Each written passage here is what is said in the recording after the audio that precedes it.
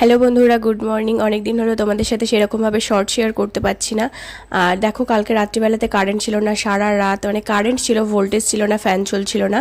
তো এইভাবে সারা রাত ওকে আমি হাওয়া করে গেছিলাম। আর তারপরে দেখো একটুখানি ঘর পরিষ্কার করেছি, আর আমার এই যে ডাস্ট অ্যালার্জি, চোখ লাল হয়ে গেছে, আর তার সাথে প্রচুর হাঁচি হয়েছে। তো তারপরে স্নান টান করে নিয়ে ওই যে ওকে ঘুম পাড়িয়েছিলাম, ভাবলাম একটু নখগুলো কেটে দিই। তো যেই না একটা নখ কেটেছি অমনি টের পেয়ে গেছে, দেখো উঠে দাঁড়িয়ে গেল। কে বলবো, ঘুমোচ্ছিল কিছুক্ষণ আগে। তো তারপরে একটুখানি আনারস খেয়ে নিলাম, এটা কালকে দাদাভাই এসেছিলো, নিয়ে এসেছিলো, তো সেই কারণে একটু খেয়ে নিলাম। আর তারপরে বৃষ্টি শুরু হয়ে গেল, তো ওকে কী করলাম, জানলার বাইরে দাঁড় করিয়ে দিলাম। খুব জ্বালাতন করছিল, মানে জানলার সামনে দাঁড় করিয়ে দিলাম। তো একা একাই বৃষ্টি দেখছিল, আর কী সে আজে বাজে কী সব বলছিল, তোমরা একটু শুনে নাও।